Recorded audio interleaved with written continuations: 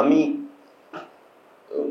কি accidental economist নাকি strategic economist নাকি চাপে পড়ে ইকোনমিস্ট, এটা নিয়ে আমার নিজের সন্দেহ আছে।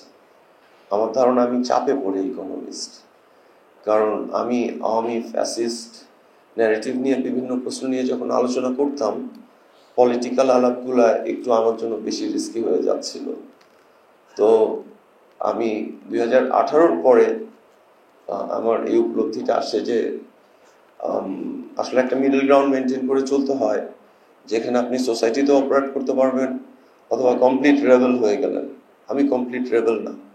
আমাদের দেশে যদি ট্রুলি একজন কমপ্লিট রেবেল থাকে সেটা হচ্ছে ডক্টর পিনাকি ভট্টাচার্য দা। তো আমি ওনার পাতটা নিতে চাই নাই বা পারি না, আমার অনেক প্রতিবন্ধকতা আছে। সো এই কারণে আমি অনেকটুকু কনসিয়াসলি আমি পলিটিক্যাল আলোচনা করেছি, কিন্তু মোর অর্থনীতির দিকে গেছি, নাম্বার 1। নাম্বার 2 হচ্ছে গিয়ে অ্যাকচুয়ালি আমি যখন বাংলাদেশের বিভিন্ন ইস্যু নিয়ে আলোচনা করা শুরু করলাম, আমি একসময় কিন্তু মিউজিশিয়ান ছিলাম।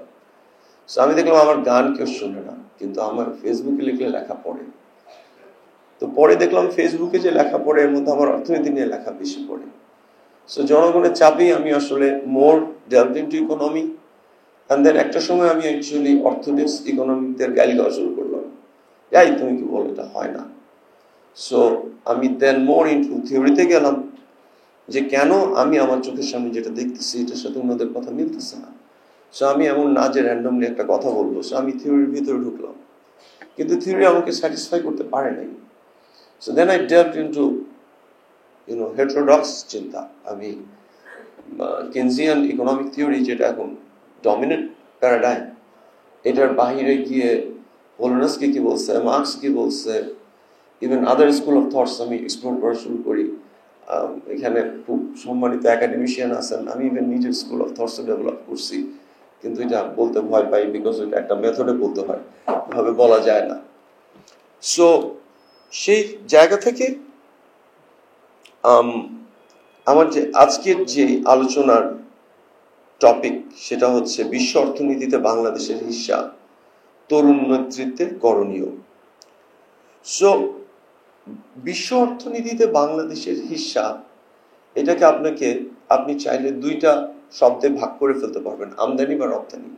Yes, you can say remittance and other things and soft power, সবকিছুই আসতে পারে, বাট আমি ওদিকে যাব না। আমি ট্রুলি ফোকাস থাকবো আমদানি এবং রপ্তানি এই দুইটা প্রশ্নে। এবং আমদানি এবং রপ্তানি এই দুইটা প্রশ্নে যদি আপনি থাকেন, তাহলে আবার অর্থোডক্স ইকোনমিক্সের একটা খুব স্পেসিফিক থিওরি আছে, যে থিওরির এগেইনস্ট স্পেসিফিক পলিসি আছে, সেটাকে আমরা বলি ইন্ডাস্ট্রিয়াল পলিসি। সো ইন্ডাস্ট্রিয়াল পলিসিটা বলে যে একটা রাষ্ট্রকে ডিসাইড করতে হয় যে সে ট্রুলি রপ্তানিমুখী একটা অর্থনীতি গড়ে তুলবে নাকি আমদানি প্রতিস্থাপন শিল্প গড়ে তুলবে। আপনি বলতে পারেন যে ভাই আমি দুইটাই করবো, প্রবলেমটা কি? আসলে সম্ভব না, বিকজ আপনি যখন কমপ্লিটলি রপ্তানিমুখী একটা ইন্ডাস্ট্রিয়াল পলিসি করবেন, সেটাতে আপনাকে যে ধরনের পলিসিস নিতে হবে, এটা আপনার আমদানিমুখী পলিসির সাথে কন্ট্রাডিক্ট করবে। এই কন্ট্রাডিকশনটা কিভাবে, এটার আমি একটা হিস্টোরিক্যাল ব্যাকগ্রাউন্ড দিতে পারি। সো বেসিক্যালি 50s এর দিকেই এই আলোচনাটা ডমিনেট হওয়া শুরু হয় কিছু পোস্ট আপনার কলোনিয়াল স্টেটগুলোতে, যে আমার কেন এই যা কিছু আমার আমদানি করতে হচ্ছে বিভিন্ন দেশ থেকে, আমি এটা কেন উৎপাদন করতে পারি না। সো আমি নামগুলো ভুলে গেছি। সো বেসিক্যালি আর্জেন্টিনার একজন অর্থনীতিবিদ, উনি আই থিঙ্ক হারমোজা অর সামওয়ান, উনি এটার কিছু ডমিনেন্ট, ওনার থিওরিগুলো খুব পপুলার হয়। এবং বেসিক্যালি সাউথ আমেরিকান কান্ট্রিগুলোতে ইম্পোর্ট সাবস্টিটিউশন ইন্ডাস্ট্রিয়ালাইজেশন খুব জনপ্রিয় হওয়া শুরু হয়। এবং কিন্তু অন দি আদার হ্যান্ড আমাদের ইস্ট এশিয়াতে কিছু কিছু দেশ ট্রুলি রপ্তানিমুখী ইন্ডাস্ট্রিয়াল পলিসি করা শুরু করে, countries like South Korea, Taiwan, and few others. So যত সময় আগালো তত কিন্তু দেখা গেল যে যেই দেশগুলো আপনার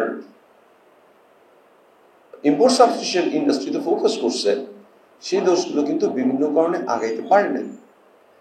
কেন পারে নাই তার একটা খুব সিম্পল কারণ আছে, সেটা হচ্ছে যে আপনাকে যদি রপ্তানি ইম্পোর্ট সাবস্টিটিউশন ইন্ডাস্ট্রি করতে হয় তাহলে আপনাকে তো ওই ইন্ডাস্ট্রিটাকে ছাড় দিতে হবে, রাইট? ডিউটি প্রোটেকশন দিতে হবে। কারণ একটা শিল্প আমি যদি আজকে চাই যে বাংলাদেশে কলমের শিল্পায়ন হোক, যেটা হয়েছে বাট একদম ইনিশিয়াল ডেজে, তা আমাকে মেক শিওর করতে হবে এই কলমের আমদানি করতে যেন আমার যে উৎপাদন খরচ তার থেকে বেশি লাগে, রাইট? না হয়তো কেউ কিনবে না। সো আমার এটাকে আমদানি করা কলমের উপরে আমার ডিউটি বসাইতে হবে। অ্যাট দ্য সেম টাইম আমি প্রথম দিকে এত এফিসিয়েন্ট থাকবো না, স্বাভাবিক। যারা এটা মাস স্কেলে করে, আমি ছোট একটা ইন্ডাস্ট্রিতে শুরু করছি, ফলে আমার কোয়ালিটিও খারাপ হবে। সো এই যে পলিসিগুলো যখন আমি নিব, তখন আমার যেটা চ্যালেঞ্জটা হবে, যে দেশ কলম রপ্তানি করতো তার সাথে আমি কোনো ডিউটি বা যে কোনো ট্রেড নেগোসিয়েশনে যাইতে পারবো না। ও বলবে যে তুমি তোমার দেশে যে আমার কলম ঢুকতে গিয়া 80% ইয়ে দাও, আমিও তো তোমাকে আমি চুক্তিতে যাইতে পারবো না। তুমি যদি আমার সাথে ফ্রি ট্রেড এগ্রিমেন্ট করতে চাও বা যে কোনো একটা বায়োলেটারাল এগ্রিমেন্ট করতে চাও, তাহলে তোমার কলমের উপর আমদানি শুল্ক কমাইতে হবে। এখন আপনি যদি এটা কমাইতে না পারেন, তাহলে কিন্তু আপনি আপনার দেশে কলমের শিল্প করতে পারবেন না, যেটা লক্ষ্য থাকবে আপনি সারা পৃথিবীতে গ্লোবালি আপনি কলম রপ্তানি করবেন। So this is the very basic thing. আরো অনেক বিষয় আছে যেটার কারণে আপনার এক্সপোর্ট ওরিয়েন্টেড ইন্ডাস্ট্রিয়াল পলিসি এবং ইম্পোর্ট সাবস্টিটিউশন ইন্ডাস্ট্রিয়াল পলিসি একসাথে করা খুব দুরূহ। করা যায় না বলবো না, মিক্সড ইন্ডাস্ট্রিয়াল পলিসি আছে, সেই দেশগুলো অনেকগুলো সফল হয়েছে, বাট ট্রুলি করা ডিফিকাল্ট।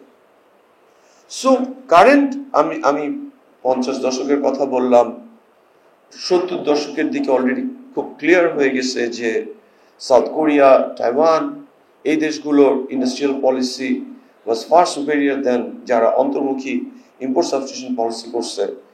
কিন্তু কারেন্ট শিওরলি একজন অর্থনীতি বলবে ইজি হাসান এসে আবার এসে এক সাইডের কথা বলে গেছে না। আমি এগ্রি করি যে current understanding is little more sophisticated.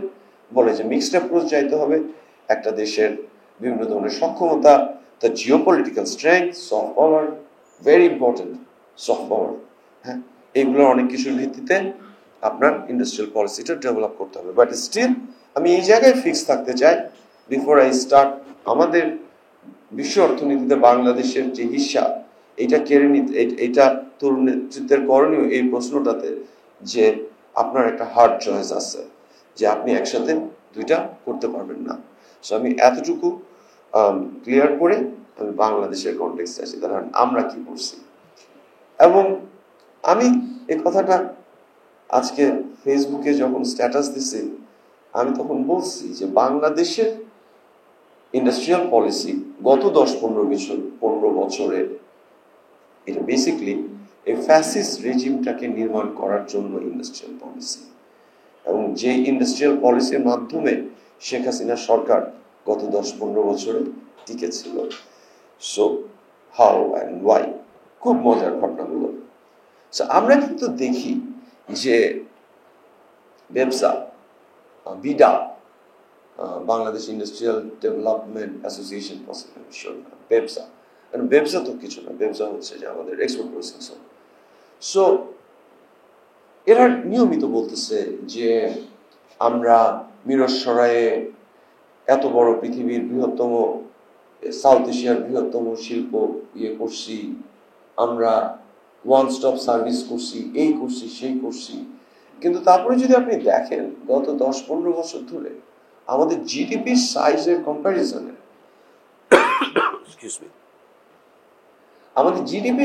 কম্প্যারিজনে বাংলাদেশের গ্রিন ফিল্ড এফডিআই, তার মানে হচ্ছে যে এফডিআইটা ট্রুলি আপনার দেশের সম্পদকে ব্যবহার করার জন্য আসে। গ্রামীণ ফোনের রিটেন আর্নিং না, গ্রামীণ ফোনের রিটেন আর্নিংটাও ইনভেস্ট করাও এফডিআই।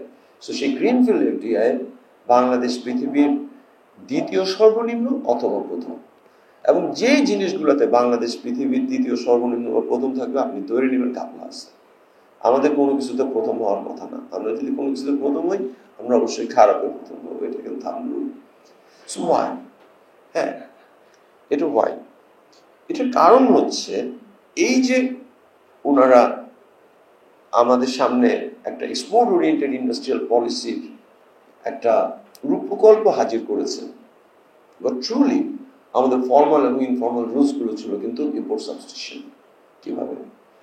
সো ইম্পোর্ট সাবস্টিটিউশনের প্রথম একটা মেজর এলিমেন্ট হচ্ছে টাকার আপনি মার্কেট রেটে ছেড়ে দিতে পারছেন কি পারেন না, আপনার ইচ্ছাটার বিষয় না, আপনি পারছেন কি পারেন না। সো হোয়াট হ্যাপেন্স, বাংলা টাকা 2014 পর্যন্ত তার আমরা বলি ফেয়ার মার্কেট রেট, এবং এই ফেয়ার মার্কেট রেট বোঝার জন্য একটা ছোট্ট একটা টার্ম আছে REER, real effective exchange rate, সেটার সাথে প্যারিটিতে ছিল। 100 বেঞ্চমার্কে ধরা হয়, 100তে ছিল। সো ব্রুগেল নামে একটা অর্গানাইজেশন আছে, তাদের হিসাবে বাংলা টাকা 2023-24 নাগাদ 23 নাগাদ আমি লাস্ট যখন চেক করছি তখন এটা 170-তে চলে যায়, এবং এটা আবার ছিল পৃথিবীর সবচেয়ে খারাপ 7টা দেশের মধ্যে। খারাপ ইন এ সেন্স দ্যাট যাদের RER অনেক বেশি। এবং আমি ওই সময় দেখছিলাম যে আমাদের সাথে কম্পারেবল দেশগুলো ছিল চাদ, ইরিট্রিয়া, ইরান, ভেনেজুয়েলা, সবই খুবই কনফ্লিক্ট জোন টাইপের কান্ট্রি। সো কেন? বিকজ সেম আপনি যদি টাকার মানটা যদি আপনি হাই ধরে রাখেন, আমরা কিন্তু ওই সময় খুব জাতীয়তাবাদী জজবায় ভুগতেছিলাম, ভারতের থেকে আমাদের টাকার দাম বেড়ে গেছে, খুব খুশি, আমরা ইন্ডিয়া যাইতে পারি, খুব খুশি, আমাদের থেকে ওদের বেশি। কিন্তু হোয়াট ওয়াজ ট্রুলি হ্যাপেনিং, আমরা আনকম্পিটিটিভ হয়ে যাচ্ছিলাম।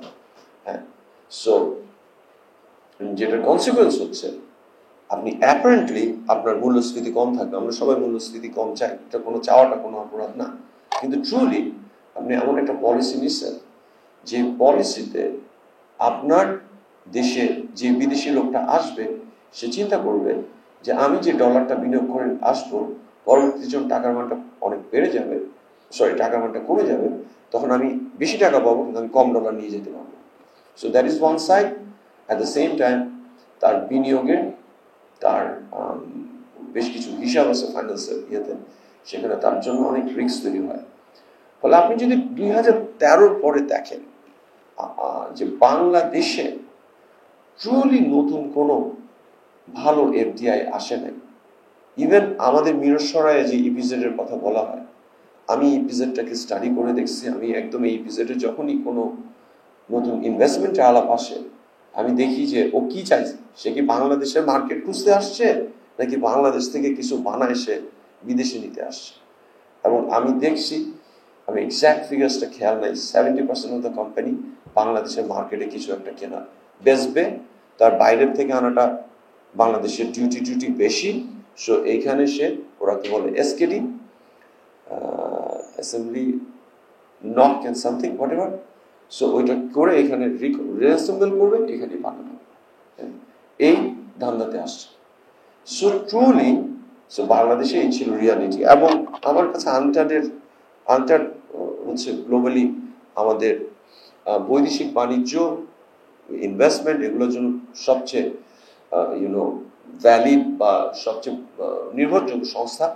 আনটার্ডের রিপোর্ট আমি পড়ছি, তারা বলছে যে বাংলাদেশকে দেখে মনে হয় যে এর কোনো বাধা তৈরি করে নাই বিনিয়োগের জন্য, কিন্তু এর সাথে কাজ করলে দেখা যায় যে অনেক বাধা। বাংলাদেশের BGME বিগত 30 বছরে মেকশিওর করছে বাংলাদেশে যেন ফরেন কোম্পানিগুলো এসে R&D না করে। তা আপনি বলতে পারেন এর ক্ষতি কি? এটা তো কোনো লোকাল মার্কেটে কম্পিট করতেছে না, রাইট? আপনি যদি লোকাল মার্কেট টার্গেট করে একটা ইন্ডাস্ট্রি করেন তাহলে আপনার মাথায় থাকবে যে ছোট মার্কেট, তাহলে আমি তো এটা করলে কম্পিটিশনে পড়বো, তাহলে আমি বিদেশিকে আসতে দিব না, আমরাও ব্যবসা করি, আমরাও প্রতিদ্বন্দ্বী ঠেকাই, এটা নিয়েও মাইন্ড করার কিছু নেই। বাট বিদেশি আসলে প্রবলেম কি? RMG সেক্টর না, তারা চিন্তা করে যে আমি শ্রমিক কম পাবো। তারা চিন্তা করে যে আমি বিভিন্ন ধরনের কম্পিটিশনে করবো। একসময় কোটা ছিল, 2005-এর আগে কোটা ছিল, মাল্টি ফাইবার এগ্রিমেন্টস এর আগে। সেই সময়টা খুব বড় বিষয় ছিল যে কোনো মতেই সে আসতে দিবে না, বিকজ এই দেশ থেকে কি পরিমাণ পণ্য বাইরে যাবে এটা একদম হিসাব করা। কিন্তু 2005-এ মাল্টি ফাইবার এগ্রিমেন্ট যখন পুরো আরএমজি কে ওপেন করে দিল, আপনি যে কোনো পরিমাণ যে কোনো দেশে পাঠাতে পারবেন, তখনও কিন্তু কোনো ধরনের সমস্যা থাকার কথা না। কিন্তু আমাকে বাংলাদেশে অল্প কয়েকটা আরএমজি সেক্টর ইন্ডাস্ট্রি আছে যারা এফডিআই, তাদের অ্যাকাউন্টসের লোকজনরা বলছে ভাই আমাদেরকে এই পারমিশন ওই পারমিশন, যেটা নর্মাল ফ্যাক্টরি লাগে না। সেগুলো হচ্ছে অসংখ্য বাধা। এবং আনচার্টেড রিপোর্টটা আমি আরো দেখছি যে যেগুলো ট্রুলি প্রফিটেবল ইন্ডাস্ট্রি ওগুলো তো ঢুকতেই দিবে না। টেলকো তো এফডিআই, এটা তো কোনো সমস্যা নেই, বাট ফার্মা তারপরে আরো কিছুই আছে, এখানে ঢুকতেই দিবে না। সো এগুলো কিন্তু সব অশুল্ক বাধা, এগুলো কিন্তু কোথাও বইপত্রে লেখা নেই। এটা আমি বলছি যে বাংলাদেশ, আপনি যদি পেপার পত্রিকা দেখেন তাহলে আপনি দেখবেন যে ট্রুলি একটা দেশ সব সময় গিয়ে বিদেশে গিয়ে রোড শো করতেছে, বিনিয়োগ বোর্ডের কর্মকর্তারা পেপার অ্যাডভার্টাইজমেন্ট দিচ্ছে, ওয়ান স্টপ সার্ভিস করতেছে, বিশ্ব ব্যাংকের ডুইং বিজনেস ইন্ডেক্সে আমি 3 ধাপ আগাইছি, 5 ভাগ আগাইছি, অমুক সমুক। বাট ইন রিয়ালিটি শুল্ক এবং অশুল্ক বাধায় মিলে বিদেশি কোম্পানির এখানে আসা মোটর সুবিধার না। এবং আমরা বাংলাদেশের একটা ইন্ডাস্ট্রির কথা আমি বলতে পারি, সেটা হচ্ছে আমাদের চামড়া শিল্প। বাংলাদেশের গরুর চামড়া, এটা পৃথিবীর one of the finest, because আমাদের গরুগুলো ছোট। এই গরুগুলো ছোট হওয়ার কারণে গরুগুলোর চামড়ার টেক্সচার নাকি অনেক ভালো, এটা দিয়ে সবচেয়ে দামি জুতো হয়। কিন্তু দেখবেন 2013 সালের পরে নাইকি, অ্যাডিডাস সব অসংখ্য কোম্পানি ভিয়েতনামে ইনভেস্টমেন্ট করছে, বাংলাদেশে কেউ 1 টাকা ইনভেস্টমেন্ট করেনি। আপনি দেখবেন এই যে চায়না থেকে যখন একটা বৈশ্বিক চাপে আমেরিকানরা যখন চায়না থেকে পলিসি করলো চায়না থেকে বিনিয়োগ সরাইতে, তখন বিনিয়োগ চলে গেছে ভিয়েতনামে, মালয়েশিয়ায়, ইন্দোনেশিয়ায়, ইন্ডিয়াতে, কিন্তু বাংলাদেশে 1 টাকা আসে নেই। And that's truly because আমাদের industrial policy is not export oriented না। এখানে অনেক ইস্যু আছে, আমি যা বলছি এটা পারে অনেক ইস্যু আছে, বাট আই হোপ আমি যেগুলো বলছি ওগুলাই মেইন ইস্যু। So now তাহলে আমি কি আসছে, why is connected with fascism? So industrial policy এটার সাথে ফ্যাসিজমের সম্পর্ক, বিকজ বাংলাদেশের ফ্যাসিস্ট যে সরকারটা বিগত 15 বছরে ছিল, তার একটা মেজর ইস্যু ছিল যে তার পলিসি ছিল আমার মাঝারি সাইজের কোম্পানিগুলোকে ভেঙে কিছু অলিগার্ক করে তুলতে হবে, যে অলিগার্ক গুলো আমাদেরকে বিভিন্ন ধরনের সাপোর্ট দিবে। লেটস সে সময় টিভি চালায় কে? সময় টিভি চালায় হচ্ছে আমাদের মেঘনা গ্রুপ। সো মেঘনা গ্রুপ বাংলাদেশের সবচেয়ে বড় ইন্ডাস্ট্রি, আমার মনে হয় সবচেয়ে বড় ইন্ডাস্ট্রি। তাদের market portfolio I think $2+ billion staking. So basically মেঘনা গ্রুপের, আপনি বলতে পারেন ওরা শুধুমাত্র এফএমসিজিতে কাজ করে, বাট ট্রুলি এই মেঘনা গ্রুপকে যদি বড় করেন, মেঘনা গ্রুপকে যদি কম্পিট করতে না দিতে হয়, তাহলে মেঘনা গ্রুপকে যে প্রোটেকশন দেওয়া হবে, এই প্রোটেকশনের এগেনস্টে মেঘনা গ্রুপ সময় টিভি চালাবে। এই সময় টিভির সাংবাদিকদেরকে টাকা পয়সা দিবে, টাকা পয়সা দিয়া তারা এই ফ্যাসিজমের সাংস্কৃতিক খাবারটা তৈরি করবে। সো এভাবে করেই শুধুমাত্র মেঘনা বসুন্ধরা কিন্তু শুরু করে আপনি আরো যে এনিথিং আমরা লোকাল প্রোডাক্ট ইউজ করি, এগুলো দেখবেন আগে ছিল মাঝারি সাইজের কোম্পানি, এখন সবকিছুই বড় বড় কিছু কোম্পানির হাতে কক্ষিগত হয়েছে। সো এটাই অ্যাকচুয়ালি ইন্ডাস্ট্রিয়াল পলিসির সাথে আমাদের ফ্যাসিজমের কানেকশন। ওরা ডিউটি সাপোর্ট পায়, বিভিন্ন সাপোর্ট পায়। এতক্ষণে আপনাদের অনেকের মাথায় প্রশ্ন আসতে পারে যে জিয়া আপনি কি বলতেছেন, এই ইন্ডাস্ট্রিগুলো বুঝলাম ওরা ফ্যাসিস্ট সাপোর্ট, কিন্তু মাঝারি সাইজের ছোট সাইজের কোম্পানি তো সাপোর্ট পায়, তাহলে এটা কি এদেরকে সাপোর্ট দেওয়া অনৈতিক কেন হবে? আমি আগে থিওরিটিক্যালি বলছি, বাংলাদেশের প্রেক্ষাপটে বলি, আসলে না, দুইটা হয় না, ইউ ক্যানট। আপনি একই সাথে নাইকি এবং এডিডাসকে বাংলাদেশে আনবেন, আবার একই সাথে আপনি ওই যে আপনার বসুন্ধরার টিস্যুতে আপনি এই 80%, 70%, 80% ডিউটি সাপোর্ট দিবেন, হবে না, বিকজ আপনি ট্রেড এগ্রিমেন্ট করতে পারবেন না। আপনি যদি ট্রেড এগ্রিমেন্ট করতে না পারেন তাহলে বৈদেশিক নাইকি এডিডিএস এখানে আসবে না। এবং আমার ভিউ যেটা, আমি যে কোনো একটা পার্সোনাল স্ট্যান্ড নিচ্ছি অ্যাজ এন ইকোনমিস্ট, চাপে পড়া ইকোনমিস্ট, যে বাংলাদেশের সবচেয়ে বড় সম্পদ হচ্ছে আমাদের জনসম্পদ। আমাদের কোটি কোটি মানুষ বেকার। কি বলে যে আমাদের 6% লোক বেকার? আমাদের কোটি কোটি মানুষ বেকার। সো এই বেকারত্বকে যদি আপনার প্রোডাক্টিভ করতে হয়, আপনাকে এমপ্লয়মেন্ট করতে হবে, আপনাকে এখানে প্রচুর বৈদেশিক বিনিয়োগ থাকতে হবে। বিকজ একটা বিনিয়োগ, এটা সবার প্রথমে কিন্তু একটা নলেজ ইস্যু, একটা কমপ্লেক্স নলেজ ইস্যু। এবং কমপ্লেক্স নলেজ আপনি কমন সেন্স দিয়ে বানাইতে পারবো না। এইটার জন্য আপনাকে ওই বৈশ্বিক পুঁজির বড় বড় সংস্থাগুলোকেই লাগবে, যারা জানে কমপ্লেক্স নলেজকে কিভাবে অ্যাপ্লাই করতে হয়। আপনি যখন কমপ্লেক্স নলেজ শুরুতে অ্যাপ্লাই করবেন, আপনি ওই সময় ওখান থেকে আপনার ম্যানেজার ঢুকবে 100টা, ওই ম্যানেজারগুলো শিখবে কিভাবে কমপ্লেক্স নলেজকে প্রয়োগ করতে হয়, ওইটার থেকে সে বেরোয় ছোট একটা কোম্পানি করবে। আপনি দেখেন বাংলাদেশের বর্তমানে ব্যাংকিং সেক্টরে 70% সিও এনজেড গ্রিনলেজের প্রোডাক্ট। 70% সিও কেন? বিকজ তারা এনজেড গ্রিনলেজের কমপ্লেক্স নলেজটা কিন্তু তারা শিখছে। আপনি দেখেন বাংলাদেশের আর&ডি সেক্টরের অসংখ্য মার্চেন্ডাইজার, সিনিয়র ম্যানেজার একসময় ইয়েতে কাজ করছে, চিটাঙের যে বড় ইয়েটা আছে, আমি নামটা ভুলে গেছি। কেন? কমপ্লেক্স নলেজ ভাই কমন সেন্স দিয়ে শেখা যায় না। সো এই কারণে প্রয়োজন হয় বৈদেশিক বিনিয়োগ। শুধুমাত্র বিনিয়োগ না, শুধুমাত্র গিয়ে আপনার এখানে গিয়ে আপনার এমপ্লয়মেন্ট করে সঞ্চয় বাড়াবে না।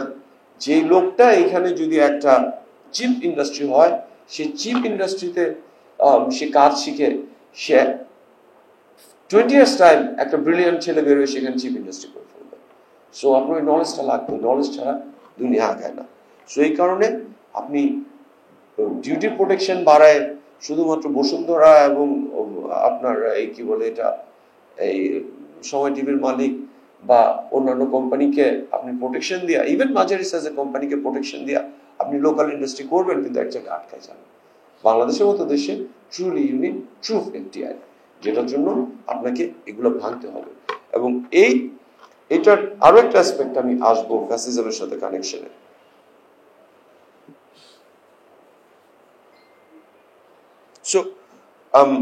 সো এই যে ডিউটি প্রোটেকশন, এটা একটা ইন্টারেস্টিং আছে। এই জিনিসগুলো ওরা কিন্তু বাংলাদেশের এই যে ডিউটিটা বেশি, এটা কিন্তু ধরা যায় না। কেন? আপনি যদি ট্রুলি আমাদের ডিউটি রেট দেখেন, এটা একটা বাউন্ড রেট বলে একটা জিনিস আছে, তাতে দেখা যায় আমাদের ডিউটি তো কম। সো আন্তর্জাতিক যখন কম্পারিজন করা হয়, তখন দেখা যায় যে আসলে বাংলাদেশের ডিউটি এত বেশি কিছু না। ফলে ওই যে আমি শুরুতে অর্থনীতিবিদদের সাথে একটা দূরত্ব তৈরি করে আলাপটা শুরু করে বললাম, তারা আমার সাথে আলাপ হয়, আমার অর্থনীতিবিদরা আমার খুব ক্লোজ বন্ধু, তারা বলে এই দেখো আমাদের বাউন্ডারি তো কম, তুমি কি বলো মিয়া যে আমাদের ডিউটি অনেক বেশি? বিকজ সরকার যে অসংখ্য একটা নিয়ম তৈরি করে রাখছে, সরকার একটা জিনিস তৈরি করছে, এটাকে বলে ভ্যালুয়েশন রেট। সো আপনি যদি কথা একটা কলম আমদানি করতে চান, এটা ডিউটি 15%, কিন্তু ভ্যালুয়েশন বানিয়ে রাখছে 50 টাকা। এটার দাম হয়তো আপনার 5 টাকা, কিন্তু এটা সে ভ্যালুয়েশন পাচ্ছে সে 50 টাকার উপরে ডিউটি ভ্যালুয়েশন হবে। ফলে ইভেন্চুয়ালি সো এগুলা এইসব যে চিকনা বুদ্ধি বাংলাদেশের সরকার এটা শিখছে, এটা ওরা চিন্তাও করতে পারে না। সো আমি আমাদের এই জিনিয়াসটা যদি ট্রুলি আমাদের ইন্ডাস্ট্রিয়ালাইজেশনে ব্যবহার হতো, এইসব চিকনা বুদ্ধিগুলো, তাহলে আমরা ট্রুলি আগে যেতাম। সো আমি বলছি যে কিভাবে অলিগার্করা বেনিফিট হয়, স্টেট কিভাবে বেনিফিট হয়, এবং এটা ফ্যাসিস্ট নেটওয়ার্কের সাথে কানেকশনের একটা ইস্যু। সেটা হচ্ছে যে বাংলাদেশ সরকারের ডিউটির 40% আসে আমদানি শুল্ক থেকে, বা আমদানির সময় ভ্যাটের নামে যেটা অন্য একটা নাম দিচ্ছে, সেটা হচ্ছে যে অ্যাডভান্স ইনকাম ট্যাক্স, এবং একই সাথে এসডি বা সামথিং। সো আপনি যে কোনো জিনিস আমদানি করেন, 35 to 35 থেকে 50% নিচে বাংলাদেশের কোন ধরনের মানে আমদানি পর্যায়ে, এটা আপনি নাম যাই দেন, আপনি এটা ভ্যাট বলেন, আমদানি শুল্ক বলেন, এসডি বলেন, 35 বা 40%-এর নিচে কোনো জিনিস আমদানি করা যায় না। ফলে বাংলাদেশ সরকারের যে আয়, এটা কিন্তু highly dependent on this import. সেই আমদানি পর্যায়ে যে শুল্কটা কেটে রাখতে পারে, এটা তো ওরা কেটেই রাখতে পারে, এটা না দিয়ে আপনি ছুটে দিতে পারবেন না। অনেক লোক চলে যাচ্ছে, আমার কি লেকচারটা খুব খারাপ হচ্ছে? আমি শর্ট করি, মনে লম্বা হয়ে যাচ্ছে। ওই যে বললাম যে এই স্টেট এভাবে বেনিফিটেড হয় এবং এটার সাথেও ফ্যাসিজমের একটা কানেকশন রয়েছে। আপনি যেহেতু স্টেট আপনার এই আমদানি শুল্কের উপরে নির্ভরশীল, ফলে কিন্তু এই স্টেট চাইলেই আপনার আমদানি শুল্ক কমাইতে দিবে না। এই সরকার বা এই ব্যুরোক্রেসি, তারা কিন্তু এই আমদানি শুল্কের উপরে ডিপেন্ডেন্ট। এবং এটার পরিণতি যেটা হচ্ছে আমার আলোচনার থেকে সবচেয়ে বড় টেকঅ্যাওয়ে, এটার পরিণতি হচ্ছে যে আমাদের কস্ট অফ লিভিং, আমাদের কস্ট অফ ডুইং বিজনেস অনেক বেড়ে গেছে এবং বাংলাদেশ রাষ্ট্র আনকম্পিটিটিভ হয়ে গেছে। আমি আবার বলি, এই যে আমাদের ডিউটি বাড়ানো হয়েছে, এই যে আমাদের ইম্পোর্ট সাবস্টিটিউশন ইন্ডাস্ট্রিকে অত্যন্ত হাই প্রোটেকশনের মাধ্যমে প্রোটেক্ট করা হয়েছে। আমি এটা প্রোটেকশন রেট বলে একটা জিনিস আছে। আমি ওয়ার্ল্ড ব্যাংকের একজন রিসার্চারের একটা দেখছিলাম যে বাংলাদেশের লোকাল সাইকেলের প্রোটেকশন রেট প্রায় 250%। এই লোকাল সাইকেল যেটা বাংলাদেশে আপনি কিনেন, এটা 250% প্রোটেকশন না দিলে বিদেশি সাইকেলের সাথে কম্পিটিটিভ হবে না। এবং ট্রুলি আমার ধারণা আজকে যদি কেউ আমরা একটা অ্যাডাল্টদের, বড়দের চালানো একটা সাইকেল কিনে, আমার ধারণা 12,000 টাকার নিচে নাই, রাইট? I think so. এটার দাম 3,000 টাকাও না, 4,000 টাকাও না আমদানি পর্যায়ে গিয়ে, কিন্তু ওই যে প্রোটেকশনটা দিতে হয়। সো এটার ফলে যেটা হয়েছে, সবকিছুই যেহেতু আমাদের এখানে ইম্পোর্ট সাবস্টিটিউশন করতে গিয়ে এটার কস্টটা বাড়ায় ফেলা হয়েছে, ফলে আমরাও যেরকম সাফারিং এ আছি, আমাদের ইনফ্লেশন অনেক high. At the same time আপনি বাংলাদেশে এখন যাই বানান না কেন, আপনার সেটার কস্ট অনেক বেশি পড়ে। আমাদের cost of living, cost of doing business significantly high. Anything যেটা আপনি বাংলাদেশে বানাবেন, ইন্ডিয়াতে সেটা আপনি 30% কম দামে বানাতে পারবেন, চায়নাতে 50% to 100% কম দামে বানাতে পারবেন। এবং এটাও কিন্তু সেটা আমি বললাম যে আমদানি প্রতিস্থাপন শিল্পের পরিণতি। সো এবং আমি বলছি, আমি আলোচনাটার অল্পক্ষণে শেষ করতে পারবো, যে এইটার পরিণতি হচ্ছে এই আমদানি রিপ্লেসমেন্ট শিল্পের পরিণতি হচ্ছে যে আপনার পৃথিবীর কোন মেজর অ্যাসোসিয়েশনের সাথে আপনি কোনো চুক্তি করতে পারবেন না। আমাদের আসিয়ানের সাথে কোনো চুক্তি I don't see it happening. চায়নার একটা অ্যাসোসিয়েশন আছে, আমি নামটা এখন মনে পড়ছে না, সেখানে চায়নার ইনফ্লুয়েন্সে থাকা সকল দেশ ওই বাণিজ্য চুক্তির মধ্যে আছে, বাংলাদেশ নাই। বাংলাদেশ ভারতের সাথে একটা চুক্তি বোধহয় করছে। বাংলাদেশ খুব মাইনর কিছু দেশের সাথে চুক্তি করতেছে। ইউ বা এই ধরনের দেশগুলোর বিষয়টা আলাদা, তারা বাংলাদেশের সাথে এমন কিছু নেয় না যেটার ফলে তাদের দেশের প্রভাব পড়ে। ফলে ইউ আমাদেরকে ইবিএ দেয়, এভরিথিং বাট আর্মস। আমেরিকার সাথেও হইতে পারে, কিন্তু আমাদের ইমার্জিং ইকোনমিক্সের কোনো দেশের সাথে আপনি চুক্তি করতে পারবেন না, বিকজ তারা আপনার কাছে চাইবে। তারা আপনাকে বলবে, না তুমি আমার 2,500 টাকা সাইকেল তুমি 11,000 টাকায় বেচো, তুমি ডিউটিটা কমাও। তুমি ডিউটিটা কমাইলে আমি তোমার সাথে চুক্তি করতে পারবো যাতে তুমি তাহলে আমার দেশেও তোমার জিনিস বেচতে পারো। এবং সেটা যদি পসিবল না হয়, তাহলে কিন্তু ইপিজেড বা এই ধরনের কিছু জায়গাতে হয়তো বা আপনি কিছু এফডিআই পাবেন, তাও পাবেন না। আপনি যদি ইপিজেডও আপনার একটা এফডিআই আনতে হয়, নাইকি বা এডিডাসের, তার সাথে কিন্তু ভিয়েতনামের চুক্তি থাকতে হবে, ইন্ডিয়ার চুক্তি থাকতে হবে। নাহলে সে বলবে, আমি যে তোমার এখানে ইনভেস্টমেন্ট করবো, এখান থেকে তো নিয়ে আমি বেচার সময় গিয়া আবার ভিয়েতনাম সাথে তোমার কোনো ফ্রি ট্রেড চুক্তি নাই, ইন্ডিয়ার সাথে চুক্তি নেই, আমি বেচতে পারবো না। সো ইভেনচুয়ালি তারা এই এফডিআই গুলো আসবে না। এবং ফলে আমরা বিগত 10 বছরে বা তার আগেও কোনো মেজর বাইলেটারাল অথবা ইভেন মাল্টিল্যাটারাল অর্গানাইজেশনের সাথে চুক্তি করতে পারিনি। এবং যেটা আমি বললাম যে আপনি যখন এইভাবে আমদানি থেকে নিয়ে আসা অর্থের উপরে শুল্কের উপরে পুরো স্টেট ডিপেন্ডেন্ট হয়ে গেছে, তখন আপনি এটা থেকে ভেঙে বের হয়ে আসতে পারবেন না। কারণ আপনি যদি এটা থেকে ভেঙে বের আসতে চান, তাহলে তো আপনার আয় কমে যাবে। আয় কমে গেলে আপনার ডেভেলপমেন্ট প্রজেক্ট কিভাবে চলবে? এখানকার আমাদের লাইট অ্যান্ড ইলেকট্রিসিটি কেমনে চলবে? সো ইভেনচুয়ালি এটা এমন একটা জায়গা, আমাদের বিগত 10 বছর ইভেন তার আগের সময়কালে আমাদের ইন্ডাস্ট্রিয়াল পলিসি, যেটা আমাদের আজকের আলোচনা, যে বৈশ্বিক এর সাথে সম্পর্ক, বিশ্ব অর্থনীতিতে আমাদের হিস্সা, যেটা আমি বলছি, এটা ট্রুলি এটা আমদানি রপ্তানি এই দুটো প্রশ্নেই 90%কে আমরা এক্সপান্ড করতে পারবো। সেখানে গিয়ে আপনি কোনো ধরনের এফডিআই বা বিনিয়োগের জায়গা তৈরি করতে পারবেন না। আপনার রপ্তানি, হ্যাঁ আপনি পারবেন, স্লেভ ট্রেডিং এর মাধ্যমে পারবেন। আমাদের আরেকটি শিল্প স্লেভ ট্রেডিং। আপনি বলেন যে ইন্ডিয়া কেন বাংলাদেশ থেকে বেশি রপ্তানি করতে পারে না, পাকিস্তান কেন পারে না, জানেন? ওরা ওদের দেশে মানুষকে এভাবে স্লেভের মতো ট্রিটেড হতে দেয় না। দ্যাটস দ্য রিয়ালিটি ভাইয়া। এত ল্যাক্স লেবার পলিসি পৃথিবীর কোথাও নাই, ইন্ডিয়াতেও নাই, পাকিস্তানেও নাই। ফলে আমরা পারি ওই যে গ্রামের কিশোরীরা যারা 14 বছর পরে তাদের পুরুষতান্ত্রিক গ্রামের ক্ষমতা কাঠামো থেকে বাইরে আসতে চায়, ওই ফ্রিডমটাকে আমরা এক্সপ্লয়েট করি 7-8 বছর।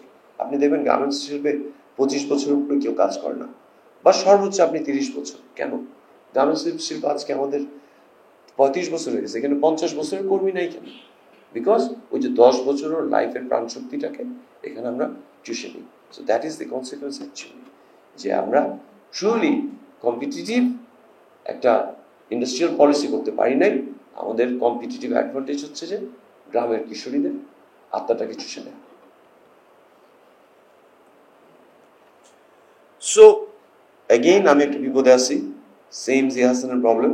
জিয়া হাসান কোনো সলিউশন দিতে পারে না, খালি প্রবলেমের কথা বলে। এবং আসলে আমি যে প্রবলেমগুলোর কথা বলি, এগুলো সব কমপ্লেক্স প্রবলেম। হ্যাঁ, এগুলো কোনো ইজি সলিউশন নাই যে আমি টোটকা বাজে বলে দিলাম 1 2 3 সলিউশন না। বিকজ এগুলো তৈরি হয়েছে অনেক ডিপ রুটেড এই প্রবলেমকে অ্যাকুমুলেটের মাধ্যমে। এটাকে এইভাবে লেয়ারে লেয়ারে ডিকনস্ট্রাক্ট করতে হবে। বাট স্টিল আলাউদ্দিন ভাই যেটা করছেন, আমাকে একটা বিপদে ফেলায় দিচ্ছেন। আমাকে বিপদে ফেলায় বলছেন যে তরুণদের করণীয় কি সেটা বলতে হবে। সো আমি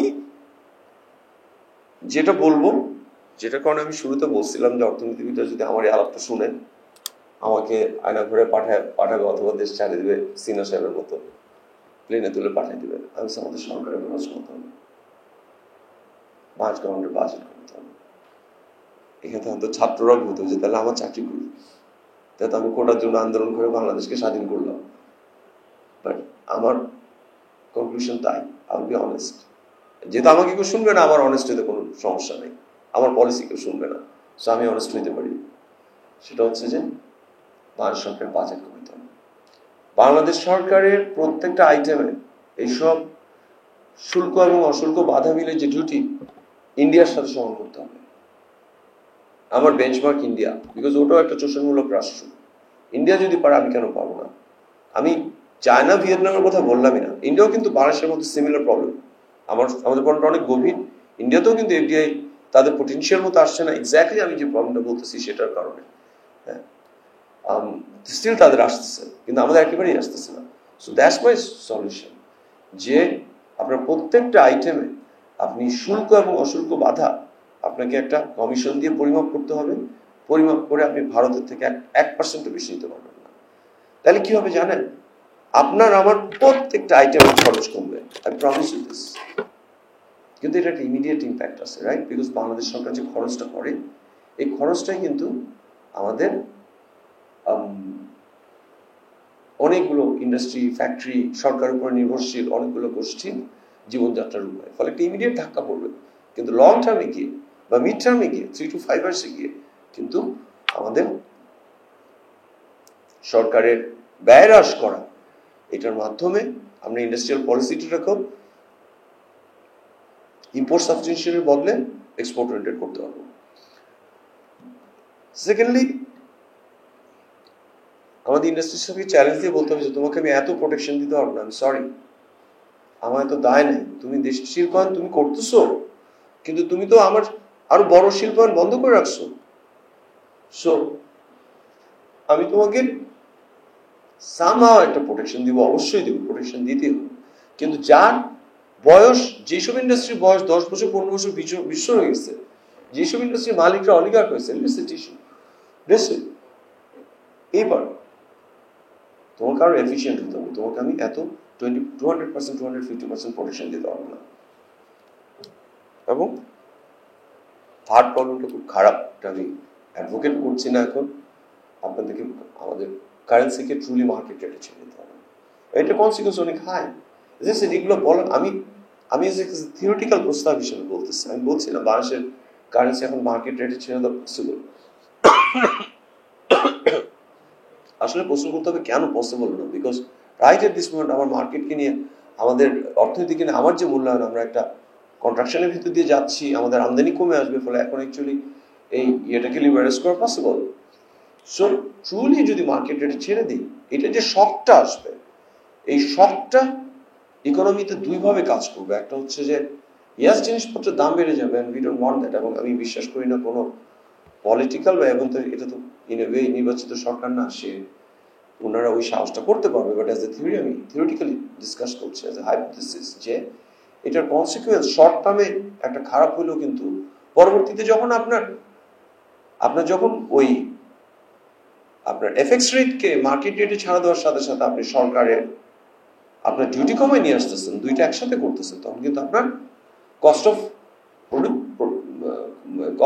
অফ প্রোডাকশন কমে আসতেছে, ওটাও কিন্তু আবার আপনার অর্থনীতিতে আপনার ইনফ্লেশন একটা নেগেটিভ ইম্প্যাক্ট হিসেবে কাজ করবে, এটা একটা পুল ইফেক্ট করবে। So that's what it is. আমি তিনটা সলিউশন বললাম, আমি সলিউশন বলবো না, আমি তিনটা হাইপোথেটিক্যাল আলোচনা করলাম, যেগুলো আরো ডিপে গিয়ে এক্সপ্লোর করা উচিত। সেটা হচ্ছে গিয়ে এক, আমাদের অর্থনৈতিক আউটলুক আমাদেরকে এই যে ভান করা export oriented industrialisation, but in reality formal এবং ইনফর্মাল রুলসে গিয়ে এটা একটা ইম্পোর্ট সাবস্টিটিউশন ইন্ডাস্ট্রিয়ালাইজেশন, এটাকে তরুণদের করণে। হ্যাঁ, তরুণরা কিন্তু চাইলে গিয়া কি করতে পারে, হাইকোর্টে গিয়ে বলতে পারে এই বিচারপতি বাদ। সো তরুণরা এখন সব পারে। সো তরুণদের করণীয় যে আমাদের এই ইন্ডাস্ট্রিয়াল পলিসি চেঞ্জ করতে হবে। অ্যাট দ্য সেম টাইম আমাদের সরকারের সাইজ কমাইতে হবে। সরকারের সাইজ কমানো মানে সরকার সাইজ কমানো ইন এ সেন্স দ্যাট এই যে আমাদের আমদানি শুল্ক অ্যাটলিস্ট ইন্ডিয়ান রেটে নিয়ে যেতে হবে, শুল্ক এবং অশুল্ক দুইটা মিলায়। এবং থার্ড হইতেছে যে আমি বলছি যে এফএক্স রেটকে আমাদের এটা যে ভ্যালু যেটা আমাদের হওয়ার কথা, ট্রুলি ট্রু ভ্যালু, যেটা কারেক্ট টার্ম হচ্ছে যে মানে ওই ভ্যালুতে নিয়ে যেতে হবে। So that's what it is. সেটা আমার আলোচনা এখানে শেষ। সো আমি বাংলাদেশ স্টাডি ফোরামকে ধন্যবাদ জানাই আমাকে এখানে দাওয়াত দেওয়ার জন্য। আমি এই জায়গায় আগেও একবার আসছিলাম, এবং এই জায়গাগুলোর একটা সুবিধা কি, মেল্টিং পট। বিকজ আমি যখন 2018-তে আসছিলাম এবং এবছর যখন কোটা আন্দোলন হলো, তারপরে যারা লিয়াজো কমিটি ফিয়াজো কমিটিতে আছে, আমি তাদের নাম চিনি না, এদের নাম সার্চ করে দেখি যে সাবিদিন ভাই ওদের সবাইকে নিয়ে আমার সাথে বাইরে আড্ডা দিছিল। সো দ্যাটস দ্য মেল্টিং পট। হ্যাঁ, খুব ইম্পর্টেন্ট যে আমরা এই ধরনের জিনিসগুলো মিশি, গল্প করি। আপনি জানেন না আপনার পাশে যে বসে আছে উনি আজকে 10 বছর পরে বাংলাদেশের রাষ্ট্রপতি হয়ে বসবে না বা একজন অলিগার্ক হয়ে উঠবে না। So it's good to connect with each other. Anyway, thank you আমাকে এখানে দাওয়াত দেওয়ার জন্য। সামহাও আমি কথা বললে আমার হিকাপটা কমে আসে, আই ডোন্ট নো ওয়াই। শুরুতে খারাপ লাগছিল, বাট বলতে বলতে চলে গেছে, maybe then I should talk. সবাই ভালো থাকবেন, আল্লাহ হাফেজ।